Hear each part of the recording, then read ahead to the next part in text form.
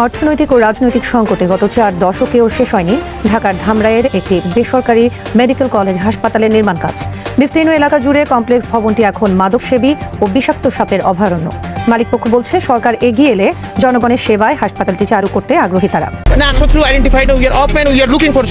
We are looking for শত্রুজ। একসময় এই ডায়লগ শুনে যারা হাসাহাসি করছিল, আজ তাদেরই গলা শুকিয়ে কাট। বিশেষ করে দিল্লির সাউথ ব্লক আর পশ্চিমবঙ্গের মুখ্যমন্ত্রী শুভেন্দু অধিকারীর রাতের ঘুম তো পুরোপুরিভাবেই হারাম হয়ে গেছে। সীমান্তে চরম উত্তেজনা। বাংলাদেশ ভারত যুদ্ধের দিকে আগাচ্ছে। গুলির জবাব গুলিতে দিল বিজিবি। আজকের খবরটা শুনে আপনার বুকের ভেতর কাঁপন ধরতে পারে। গতকাল 18 মে সোমবার বিকেলে সিলেটের গোয়াইনঘাট উপজেলার সোনারহাট সীমান্তে ভারতের বিএসএফ হঠাৎ গুলি ছোড়ে, কোনো পূর্ব উস্কানি ছাড়াই। আর এবার বাংলাদেশ চুপ থাকেনি। বিজিবির 48 ব্যাটালিয়নের জওয়ানরা তাৎক্ষণিকভাবে পাল্টা গুলি চালিয়েছে। সীমান্তে দুই দেশের বাহিনীর মধ্যে গোলাগুলি হয়েছে। প্রিয় দর্শক, ব্রেকিং নিউজ এইমাত্র পাওয়া গরম বাংলা সংবাদে স্বাগত। দর্শক, সাবেক স্বরাষ্ট্রমন্ত্রী বাবর আবারও ফিরতে চলেছে পূর্ণরূপে। এবার ভারতের পশ্চিমবঙ্গের মুখ্যমন্ত্রী শুভেন্দু অধিকারীর চরম বিপক্ষে পড়তে যাচ্ছে। এদিকে সীমান্তে বিএসএফের গুলির জবাব দিল বাংলাদেশ বিজিবি। গুলির বিনিময়ে গুলি। দুপক্ষের গোলাগুলিতে হুঁশিয়ারি দিল বাংলাদেশ বর্ডার গার্ড। তবে কি যুদ্ধের অগ্রিম হুঁশিয়ারি বার্তা দিল বাংলাদেশ? সীমান্তে গোলাগুলির নয়াদিল্লি এখন সমঝোতায় আশ্বস্ত। প্রিয় দর্শক, সংবাদের শিরোনাম এবং থাম্বনেল দেখে বুঝতে পারছেন আজকের সংবাদে খুবই গুরুত্বপূর্ণ তথ্যবহুল আলোচনা হতে চলেছে। তাই স্কিপ না করে চ্যানেলটা সাবস্ক্রাইব করে আমরা সরাসরি স্ক্রিনের পর্দায় চলে যাই। এটা শুধু একটা সীমান্ত ঘটনা নয়, এটা একটা ঐতিহাসিক মুহূর্ত। কারণ হাসিনার 16 বছরে বিএসএফ যখনই গুলি করেছে, বিজিবি তাকিয়ে দেখেছে, চুপ থেকেছে, মাথা নত করেছে। কিন্তু আজ সেই বিজিবি পাল্টা গুলি চালিয়েছে। বাংলাদেশ সংকেত দিয়েছে আর দাসত্ব নয়। কিন্তু এই পাল্টা গুলির পর প্রশ্ন উঠছে, পরিস্থিতি কোথায় যাচ্ছে? যুদ্ধ লাগলে কি হবে? চীন ও পাকিস্তান কি বাংলাদেশের পাশে দাঁড়াবে? আজকের বিশেষ প্রতিবেদনে এই প্রশ্নগুলোর উত্তর খুঁজব। প্রথমে আজকের ঘটনার পুরো ছবিটা দেখা যাক। 18 মে সোমবার বিকেলবেলা সিলেটের গোয়াইনঘাট উপজেলার সোনারহাট সীমান্ত, বিজিবির 48 ব্যাটালিয়নের দায়িত্বপূর্ণ এলাকা। হঠাৎ ভারতের বিএসএফ গুলি বর্ষণ শুরু করে। কোনো পূর্ব উস্কানি ছিল না, কোনো সতর্কতা ছিল না, আচমকা গুলি। কিন্তু এবার যা হলো তা অভূতপূর্ব। বিজিবির জওয়ানরা এক মুহূর্ত দেরি না করে পাল্টা গুলি ছুড়েছে। তাৎক্ষণিক, কড়া, দৃঢ়। বিজিবির পাল্টা জবাবে পরিস্থিতি দ্রুত নিয়ন্ত্রণে আসে।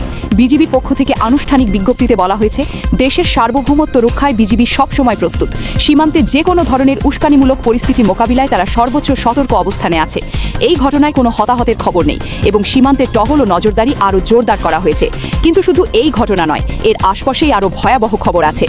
একই সময় চাঁপাইনবাবগঞ্জের শিবগঞ্জে গরুর রাখাল শওকত আলীর মরদেহ পদ্মা নদীর চরে ভাসমান অবস্থায় পাওয়া গেছে, নিখোঁজ হবার 1 সপ্তাহ পর। পরিবার বলছে, সীমান্ত এলাকায় গরু আনতে গিয়ে আর ফেরেননি। মরদেহে ধারালো অস্ত্রের একাধিক আঘাতের চিহ্ন, হাতে, পায়ে, বুকে। এর আগে লালমনিরহাটে খাদেমুল, কসবায় মুরসালিন ও নবী হোসেন। মাত্র 2 সপ্তাহে 4 জন বাংলাদেশি নাগরিকের মৃত্যু বা নিখোঁজ সীমান্তে। আর এখন গোলাগুলি। এখন সবচেয়ে গুরুত্বপূর্ণ প্রশ্নে আসা যাক। হাসিনার আমলে বিএসএফ যখন গুলি করত, বিজিবি কি করত?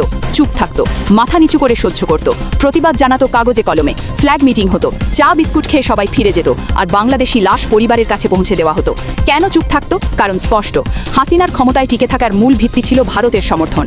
ভারতের বিরুদ্ধে একটা কথা বললে সেই সমর্থন নষ্ট হতে পারে। এই ভয়ে বিএসএফ এর গুলিকেও মেনে নিতে হতো। এভাবে 16 বছরে হাজারের বেশি বাংলাদেশি নাগরিক বিএসএফ এর গুলিতে মারা গেছেন। বিজিবি একটিবারও পাল্টা গুলি করেনি। কিন্তু আজ হাসিনা নেই, সেই দাসত্বের শৃঙ্খল নেই। তারেক রহমানের সরকার ক্ষমতায়, আর সেই সরকারের অধীনে বিজিবি আজ পাল্টা গুলি চালিয়েছে। এটা শুধু একটা সামরিক ঘটনা নয়, এটা একটা রাজনৈতিক বার্তা। সেই বার্তাটা হলো, বাংলাদেশ আর ভারতের সামনে মাথা নত করবে না। এই পাল্টাগুলি ভারতের জন্য কতটা বড় ধাক্কা? ভারত গত কয়েক দশক ধরে বাংলাদেশ ভারত সীমান্তকে একতরফা বলে মনে করে এসেছে। তারা মনে করেছে গুলি করলে বাংলাদেশ কিছু বলবে না, কারণ বাংলাদেশের সরকার ভারতের উপর নির্ভরশীল। কিন্তু আজকের পাল্টাগুলি সেই ধারণায় বড় ধাক্কা দিয়েছে। ভারতের সামরিক বিশ্লেষকরা জানেন, যখন একটি দেশের সীমান্তরক্ষী বাহিনী পাল্টা গুলি চালায়, তখন পরিস্থিতির একটা নতুন মাত্রা তৈরি হয়। এটা যুদ্ধের ঘোষণা নয়, কিন্তু এটা স্পষ্ট বার্তা, আর একতরফা চলবে না। শুভেন্দু অধিকারী বাংলাদেশকে রাফাল দিয়ে হামলার হুমকি দিয়েছিলেন। বঙ্গোপসাগরে ব্যালিস্টিক মিসাইল পরীক্ষা করেছে ভারত। সীমান্তে একের পর এক বাংলাদেশি হত্যা হচ্ছে। আর এখন বিজিবি পাল্টা গুলি চালিয়েছে। এই সব কিছু মিলিয়ে পরিস্থিতি কোথায় যাচ্ছে? এখন আসা যাক সেই প্রশ্নে যেটা সবার মাথায় ঘুরছে, যুদ্ধ কি লাগতে পারে? সরাসরি উত্তর হলো, এই মুহূর্তে পূর্ণমাত্রার যুদ্ধের সম্ভাবনা কম। কারণ ভারত এখন পাকিস্তানের সাথে সংঘর্ষের পর একটি ক্লান্ত অবস্থায় আছে। আমেরিকার সাথে কূটনৈতিক সম্পর্ক স্বাভাবিক রাখার চেষ্টা করছে, আন্তর্জাতিক চাপ আছে। এই পরিস্থিতিতে বাংলাদেশের সাথে সরাসরি যুদ্ধে জড়ানো ভারতের জন্যও ঝুঁকিপূর্ণ। কিন্তু ছোট পরিসরের সংঘর্ষ বাড়তে পারে, সীমান্তে উত্তেজনা আরও বাড়তে পারে, বিএসএফ আরও আক্রমণাত্মক হতে পারে, পুশ ইনের চেষ্টা বাড়তে পারে, অর্থনৈতিক চাপ দেওয়া হতে পারে। এগুলো সব যুদ্ধের বিকল্প হাতিয়ার, কিন্তু কম বিপজ্জনক নয়। বিশ্লেষকরা বলছেন, সীমান্তে একটি ছোট ঘটনাও দ্রুত বড় উত্তেজনায় রূপ নিতে পারে। দুই পাশে গুলি হলে কেউ মারা গেলে পরিস্থিতি অনিয়ন্ত্রিত হয়ে যেতে পারে। তাই এই মুহূর্তটা অত্যন্ত সংবেদনশীল।